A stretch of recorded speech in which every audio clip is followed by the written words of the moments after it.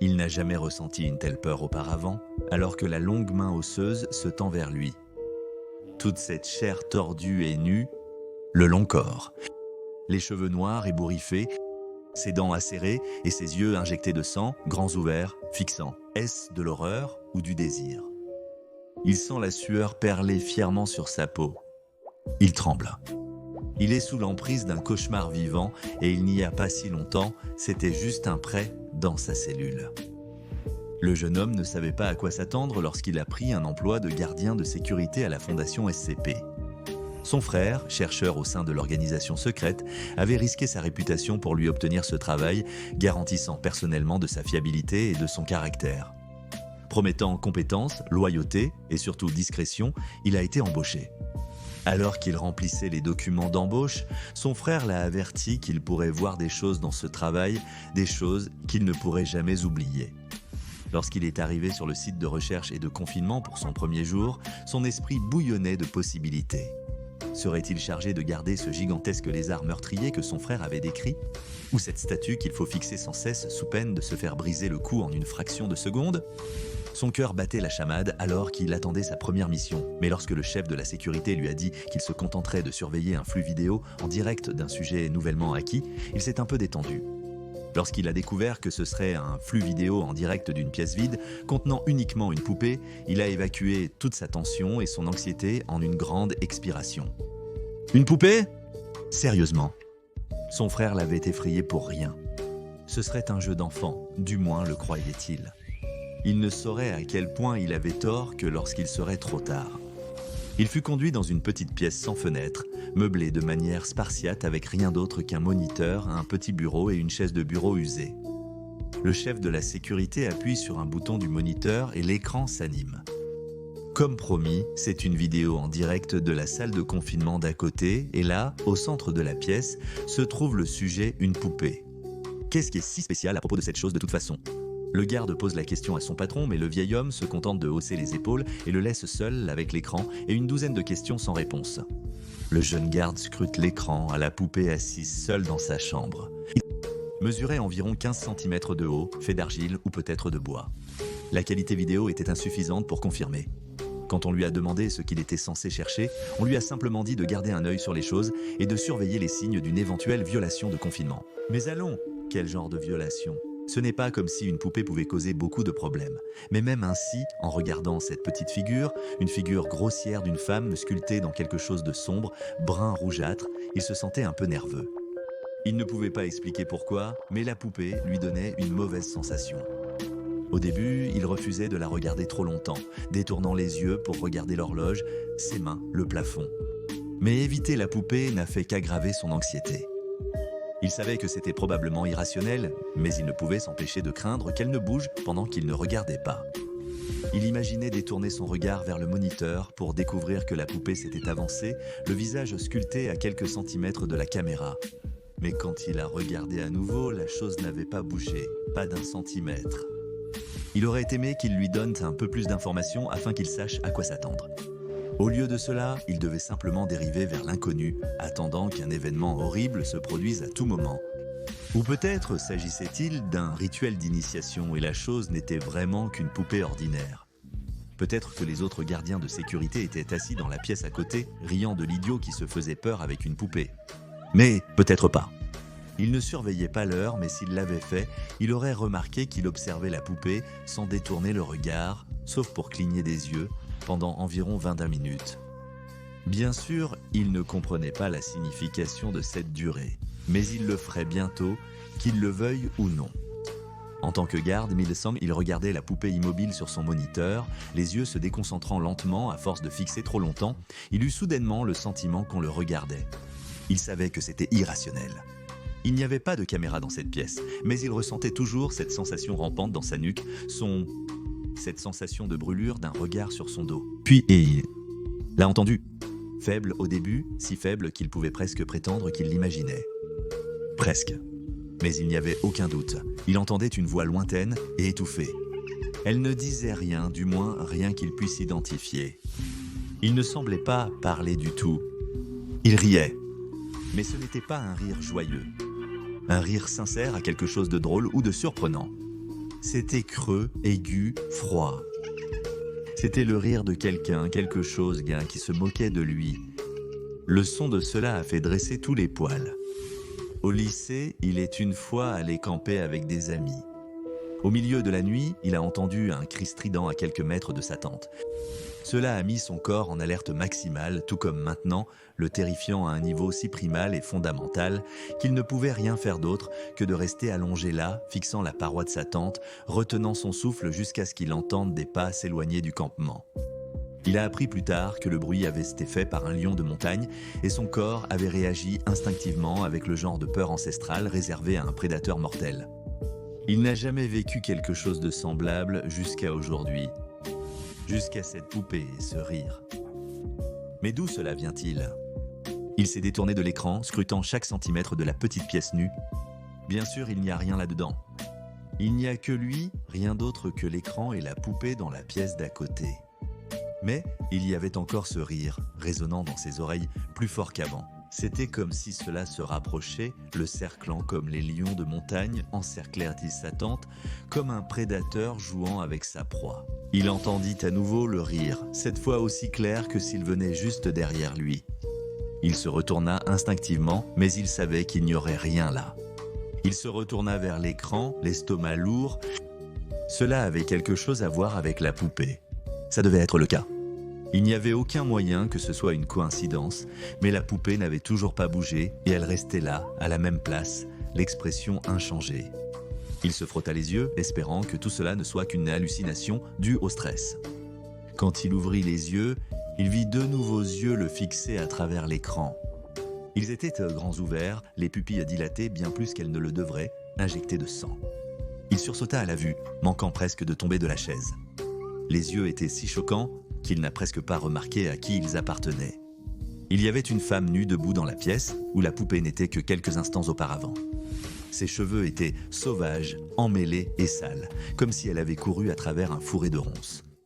Ses yeux fous, sans cligner, étaient fixés sur lui à travers la caméra. Sa bouche était tordue en un sourire douloureux, chaque dent visible sans une once de plaisir ou de bonheur véritable, et elle marchait droit vers lui. Ou plutôt marchant droit vers la caméra. Elle avançait lentement, comme si elle se frayait un chemin à travers l'eau, mais de manière constante et implacable. Le garde se sentait figé sur place, ses muscles refusant de bouger, peu importe combien chaque cellule de son corps lui criait de fuir. L'étrange et horrible femme se rapprochait de plus en plus, jusqu'à ce que son visage soit tout ce que la caméra pouvait voir. Il se força à bouger, se levant de sa chaise et atteignant le bouton d'alimentation de l'écran. Oubliez le travail, il ferait tout ce qu'il faut pour faire disparaître cette horrible vision. Puis, l'impensable est arrivé. Le visage s'approchait de plus en plus et encore plus près. Il a traversé l'écran, les yeux sortant du moniteur, alors que la vision cauchemardesque passait du flux vidéo à la pièce avec lui. Le gardien a ouvert la bouche pour crier, mais aucun son n'est sorti. Sa terreur a paralysé ses cordes vocales et étouffé le son dans sa gorge. Les yeux injectés de sang, le sourire tordu, la peau pâle et cadavérique, tout cela sortait de l'écran et se dirigeait droit vers lui. D'abord est apparue la tête, puis les épaules, les bras, le torse, les jambes, sortant sur le sol et faisant les mêmes pas lents vers lui. La silhouette tendit la main, ses bras, ses doigts étirés comme pour attraper le gardien par la chemise, et il trébucha en arrière, renversant sa chaise. Juste au moment où ses doigts effleurèrent sa poitrine, la silhouette disparut soudainement, laissant le gardien seul dans la pièce, le cœur battant, les yeux remplis de larmes effrayées. Il ouvrit brusquement la porte et courut jusqu'au bureau de son supérieur en criant. Il bafouilla une explication, suppliant le chef de la sécurité de venir voir ce qui était arrivé à la poupée. Mais quand l'homme plus âgé le suivit dans la pièce, il n'y avait rien là. Juste une chaise de bureau renversée et une vidéo en cours d'une pièce, vide à l'exception d'une poupée. Mais attendez, la poupée avait changé. C'était une petite poupée de tissu avec un visage brodé et des cheveux en laine, enveloppés dans une robe à motif floral. Le responsable de la sécurité a attribué cet incident à la nervosité du nouveau gardien et lui a dit de ne plus perdre son temps. Il est retourné à son bureau, laissant le gardien seul avec son moniteur. Film de la nouvelle poupée et une prise précaire sur sa propre perception de la réalité. Avait-il simplement imaginé cela ? Cela paraissait improbable, mais hélas, une unique façon existait pour en avoir la certitude. Il remit sa chaise à sa position originale, s'assit et regarda à nouveau l'écran. 5 minutes se sont écoulées. Rien. 10 minutes se sont écoulées. Toujours rien. Il commençait à se demander si son patron avait raison ou peut-être qu'il s'était endormi sans s'en rendre compte et avait fait un cauchemar induit par le stress qui s'était mélangé avec le monde éveillé juste assez pour le confondre. Mais ensuite, il a dépassé la marque des 20 minutes et il a de nouveau entendu ce rire lointain et moqueur. Son sang se glaça et il frissonna en entendant ce son. Il savait ce qui allait arriver, tout comme il savait qu'il était impuissant à l'arrêter. Il regardait l'écran attendant que la femme réapparaisse, mais elle n'était pas là. Seule la poupée était là. Le rire s'intensifiait et se rapprochait jusqu'à être juste à côté de son oreille. C'était si proche qu'il pouvait pratiquement sentir un souffle chaud effleurer sa joue, mais il n'y avait aucune femme sur le moniteur. Il aurait dû être soulagé, mais l'angoisse ne faisait que grandir. Si elle n'était pas là, où était-elle ? Il tourna lentement la tête de gauche à droite. Rien à sa gauche, rien à sa droite. Il ne voulait pas regarder le seul endroit restant, mais il le devait. C'était le seul moyen de savoir. Il se retourna et jeta un coup d'œil par-dessus son épaule, mais il n'y avait rien là non plus. Puis ce rire est revenu, plus aigu et plus frénétique qu'avant. Cela ressemblait à une joie folle et violente, comme quelque chose qui ne pouvait pas attendre de le déchirer en morceaux. Il semblait résonner dans la pièce et rebondir sur chaque mur, sur le plafond. Non, ce n'était pas possible. Il se pencha en arrière dans sa chaise, laissant ses yeux dériver vers le haut. Son cœur manqua un battement lorsqu'il la vit accrochée au plafond comme un énorme insecte, les bras écartés, la tête penchée sur le côté, les yeux encore plus grands qu'avant. Elle rampa le long du mur et commença sa lente marche vers lui, un sourire rempli de malveillance. Elle ne lui avait encore rien fait à part le terrifier jusqu'au plus profond de lui. Mais il avait le sentiment que si elle parvenait à l'attraper, quoi que cela signifie, tout serait fini. Il n'allait pas rester là à la laisser l'attraper. Il se leva, recula devant la figure fantomatique et courut jusqu'au bureau du chef de la sécurité une nouvelle fois. Le garde a présenté sa démission sur le champ et a quitté définitivement le site de la fondation. Il chercherait un emploi dans un centre commercial ou similaire. Le salaire ne serait pas aussi bon, mais au moins, il n'y aurait pas de poupée hantée. Mais il était déjà trop tard. Le cauchemar se propageait à travers la fondation SCP. Sur tout le site, des personnes ignorant la présence de la poupée ont commencé à avoir la même apparition. Un chercheur préparait une tasse de café quand il a ouvert le réfrigérateur pour prendre une brique de lait. À l'intérieur, il a trouvé la figure qui l'attendait, les yeux sauvages et le sourire malicieux, les bras tendus comme pour le saisir. Il a poussé un cri et a laissé tomber le lait, le renversant sur le sol. De l'autre côté du site, un assistant de recherche faisait une sieste à son bureau quand ses rêves agréables se sont transformés en cauchemars. Il s'imaginait marchant dans un couloir sombre et sentant quelque chose le suivre de près.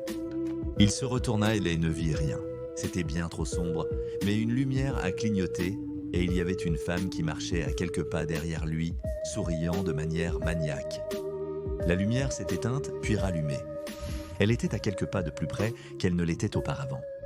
La lumière s'est éteinte puis rallumée. Elle était encore plus proche.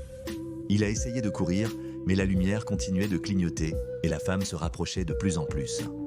Il a senti ses mains glacées effleurer l'arrière de son cou et s'est réveillé en hurlant. Un chercheur faisait des copies quand elle a aperçu la même femme à travers la fenêtre, marchant lentement vers elle. Elle regardait avec horreur la femme traverser le mur, passant à travers comme un fantôme. Le psychologue sur place a reçu un nombre record de rendez-vous sans rendez-vous, car le personnel de tout le site a signalé des visions perturbantes d'une femme aux yeux injectés de sang et un sourire qui donne la nausée, marchant vers eux avec une intention inconnue, mais certainement pas positive. Bientôt, le directeur du site s'est entretenu avec le chef de la sécurité qui a signalé la démission soudaine du gardien plus tôt dans la journée.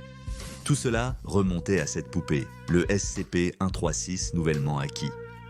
Le dossier de l'objet était scellé sauf pour les responsables de sa récupération. Son ouverture pour examen a permis d'y voir plus clair. La poupée avait déjà fait cela auparavant et avait même causé une blessure à un agent de terrain lors du processus de récupération. Le directeur du site a ordonné que la surveillance vidéo de l'objet soit suspendue indéfiniment afin d'éviter d'activer indirectement l'objet. Le garde affecté à la position après la démission du garde précédent a été retrouvé affalé sur sa chaise, inconscient.